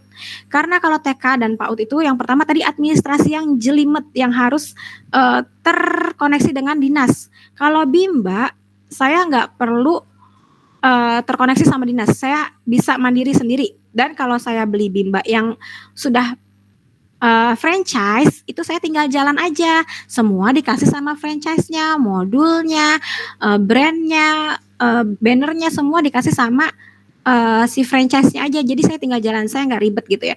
Yang kedua, kalau TK itu mohon maaf ya Ibu, kalau TK di tempat saya ini kan jadi kan kalau namanya sekolah kan ada gradingnya ya Bapak Ibu. Ada apa? Ada level-levelnya, bukan level sih. Jadi ada TK yang bayarannya mahal, ada TK yang bayarannya menengah, ada TK yang bayarannya rendah gitu ya. Nah, itu untuk bayarannya juga menurut saya kalau TK itu saya akan sulit menyesuaikan gitu dan harus fasilitasnya harus sesuai ya. Jadi kalau misal ketika kita ingin membuat sebuah TK dengan bayaran SPP anak-anak yang menjanjikan yang tinggi yang memberikan kita keuntungan, pastikan kita juga harus menyesuaikan ya fasilitasnya. Jadi kita harus modal lagi, bangunannya, gedungnya, fasilitasnya, mungkin lain-lain fasilitas pendukungnya, tempat mainnya harus sesuai sama SPP mereka. Tapi kalau untuk TK yang menengah juga kan kita harus kasih juga fasilitasnya. Terus untuk TK yang bayarannya SPP-nya mungkin lebih relatif terjangkau dengan lingkungan saya yang di kampung ini, mungkin bisa tuh TK-TK yang biasa aja, tempat mainnya, kelasnya. Jadi menyesuaikan ya Bapak Ibu. Dan itu nanti keuangannya juga Bapak Ibu yang ngatur gitu. Kenapa saya pilihnya Bimba? Karena yang pertama, Bimba itu administrasinya nggak ribet. Yang kedua, Bimba itu bayarannya rata-rata sama ya, Bimba tuh rata-rata bayar sama. Kisarannya 230, 270 sampai 500. Itu sesuai program sih. Ada yang 500 itu program yang belajarnya mungkin tiap hari atau intensif gimana-gimana gitu ya, atau privat lain-lain. Bayarannya relatif mirip-mirip kalau Bimba, nggak kayak TK gitu. Yang ketiga, kalau saya buka Bimba itu lebih fleksibel. Saya nggak harus ikut-ikut program pemerintah, terserah saya. Kalau saya TK, saya harus ngisi ARKAS, saya harus ngisi data Dapodik, saya harus ngisi data kelulusan siswa, saya harus ngisi macam-macam yang itu terkoneksi dan itu dipantau. Kalau Bimba terserah saya mau kapan ngisinya, bulan apa itu bebas. Kalau Dapodik itu ada bulan-bulannya kayaknya deh, saya kurang tahu. Tapi itu kemarin sih teman saya yang kepala sekolah tuh agak crowded juga. Terus ya Bapak Ibu kalau TK itu ada akreditasi ya Bapak Ibu. Jadi di TK itu ada akreditasi. Kemarin teman saya tuh lagi pusing ngurusin akreditasi dengan segala macam-macamnya. Dan kalau di Bimba nggak ada akreditasi tuh. Paling kita setoran aja jumlah siswa berapa itu kalau kita beli franchise. Kalau nggak beli franchise ya terserah kita, suka-suka kita. Kita mau punya murid berapa, kita mau punya penghasilan berapa, itu bebas terserah kita. Gitu sih jawaban saya, mudah-mudahan membantu ya. Ada pertanyaan lagi nih. Miss, untuk Bimba perlukah mengurus haki atau hak kekayaan intelektual? Sebenarnya ini terserah Bapak Ibu penggunaannya untuk apa. Jadi saya juga kemarin mau mengurus haki ini kan jatuhnya hak cipta ya, hak cipta atau hak kekayaan intelektual brand kita. Saya bikin brand Bimba Bisa Baca. Kemudian saya perlu mengurus hak kekayaan intelektual gitu agar tidak dibajak. Jadi haki itu kan kita daftarkan agar tidak dibajak atau agar tidak diambil alih orang lain atau gitulah, diduplikatin, terserah bahasanya seperti itu kurang lebih ya Bapak Ibu ya. Mohon maaf kalau pengetahuan saya kurang juga. Nah, kemudian ketika kita mendaftarkan hak cipta itu, hak kekayaan intelektual, kita akan mendapatkan nomor terdaftar secara resmi gitu ya. Dan kita bisa memfranchise-kan, kita bisa memitrakan Bimba kita ini keluar gitu ya. Kita bisa memasarkan dengan peraturan yang kita buat sendiri. Misalnya untuk orang yang beli franchise kita, untuk orang yang beli Bimba Bisa Baca, harga franchise-nya, harga merek lisensinya itu segini misalnya harganya 15 juta. Oke, orang beli ke kita 15 juta. Dengan kita bikin syarat ketentuan berlaku. Misalnya saya mau per tahun per tahun mitra kita itu harus bayar lisensi ke kita. Itu kan kekayaan intelektual ya Bapak Ibu. Jadi kayak wah, aku punya sesuatu yang bisa aku jual dan itu menguntungkan lifetime buat aku gitu. Nanti orang itu setiap tahun harus bayar lisensi ke kita perpanjangan. Misalnya harga lisensinya per tahun itu 5.700.000 misalnya. Oke, tiap tahun orang itu harus bayar dan macam-macam. Itu kalau memang kita ingin hasil karya kita ini, hasil kerja kita ini di-franchise-kan. Itu untuk yang hak kekayaan intelektual agar tidak di-copy orang lain, bebas.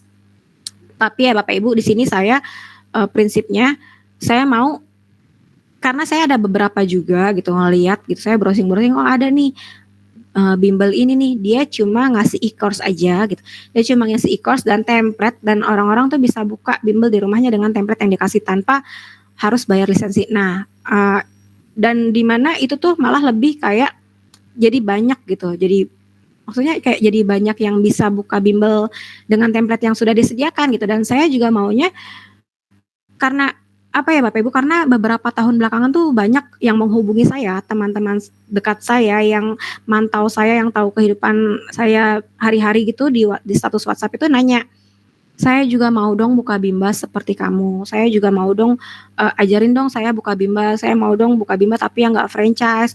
Saya mau buka Bimba tapi terkendala, biaya kemitraan yang tinggi. Saya mau buka ini.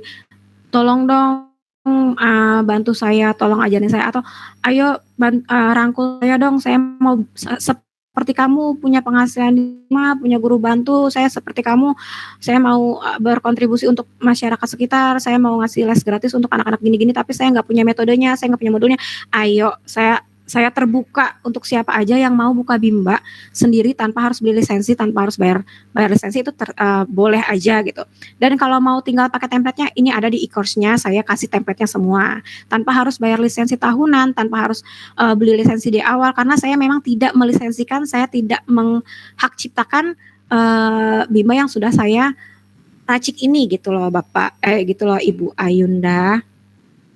Pertanyaan yang biasanya orang tanyakan adalah sertifikat bisa masuk SD atau enggak. Ini jawabannya gimana?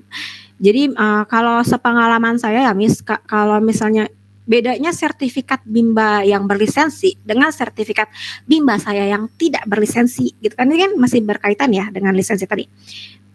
Adalah nomornya aja, nomor apa ya? Ada nomornya aja kalau nomor resminya gitu ya. Jadi kalau sertifikat yang dikeluarkan oleh Bimba yang berlisensi itu ada nomor lisensi Bimbanya gitu, nomor izin, ada nomor izinnya gitu.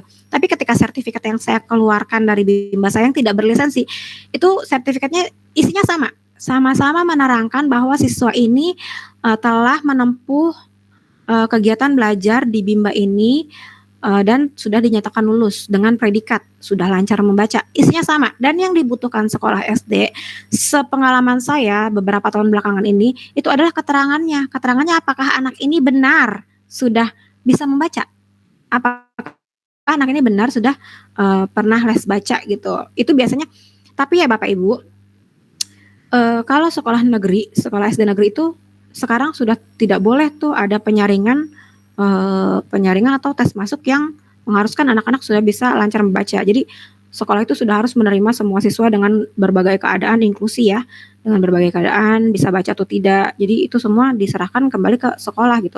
Biasanya sekolah-sekolah yang minta sertifikat sudah lancar baca itu adalah sekolah-sekolah swasta yang inputnya itu memang dia maunya udah anak-anak ini udah terbentuk, udah bisa baca. Jadi nanti ketika di sekolah tinggal ngasih materi aja, nggak ngasih materi, dan tidak ada kata anak-anak yang tertinggal karena belum bisa baca gitu. Dan itu sertifikatnya di mata guru penerimaan siswa baru itu sama nilainya, sama-sama menerangkan anak-anak sudah bisa baca gitu. Sama-sama diterima gitu. Yang penting keterangannya aja. Saya udah ada berapa lulusan gitu yang juga biasanya sertifikatnya nggak dipakai ketika dia masuk sekolah SD negeri.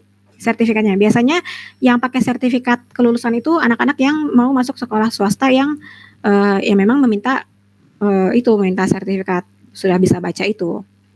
Diterima gitu. Pertanyaannya biasanya waktu tanyakan adalah sertifikat itu dikasih aja Bu sertifikatnya, kita buatkan, nanti ada template-nya nih di e-course saya ini, saya kasih template-nya, sertifikatnya itu di Canva, nanti Bapak Ibu tinggal kasih namanya aja, sama nomornya juga Bapak Ibu tinggal kasih nomornya, itu siswa Bapak Ibu yang keberapa, apakah siswa yang pertama ataukah siswa yang penomoran sertifikatnya Bapak Ibu juga sesuai dengan unit masing-masing ya. Jadi misalnya siswa yang ke 100 ya udah tulis itu misalnya 100 bulan apa, tahun berapa lulusnya, nomor sertifikatnya disesuaikan dengan bulan dan tahun dan siswa yang urutan keberapa gitu.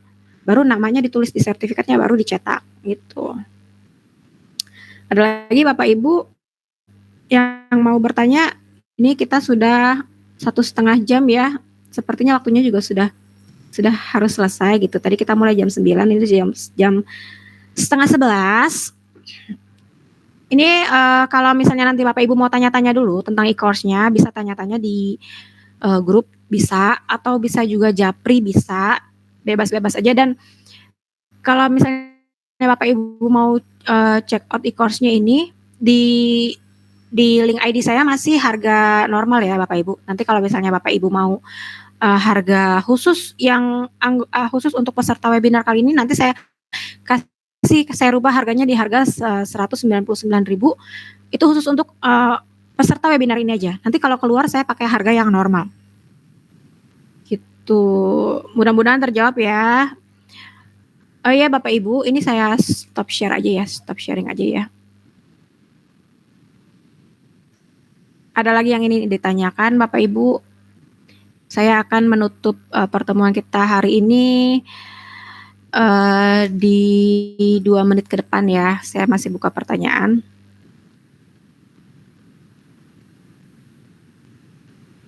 Tapi kayaknya udah nggak ada yang nanya nih. Nah Bapak Ibu, besar harapan saya apa yang kita bahas hari ini jadi satu pacuan atau satu satu dorongan untuk Bapak Ibu segera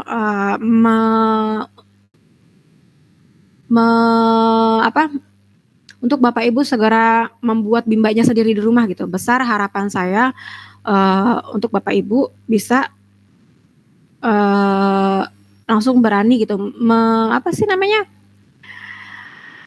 Bapak Ibu bisa membuka langsung gitu bimbanya di rumah gitu, mewujudkan bimba Bapak Ibu sendiri di rumah. Nanti materinya akan saya bagikan di grup dan saya akan mudah-mudahan ada rekamannya karena ini yang merekam rekan saya. Nanti akan saya kasih link rekamannya, nanti akan saya upload di YouTube jika ingin mengulang kembali materi-materi yang tadi saya berikan. Oke, baiklah Bapak Ibu, jika sudah tidak ada pertanyaan lagi, jika sudah tidak ada chat lagi, saya pamit undur diri. Terima kasih banyak sebelumnya untuk Bapak Ibu yang sudah menyempatkan waktunya untuk belajar bersama di hari Minggu ini yang harusnya kita masih tidur-tiduran puasa-puasa nih, hari Minggu libur sekolah gitu kan. Tapi sudah mau bergabung bersama, terima kasih banyak. Dan saya tutup webinarnya. Wassalamualaikum warahmatullahi wabarakatuh. Silakan live Bapak Ibu. Terima kasih banyak.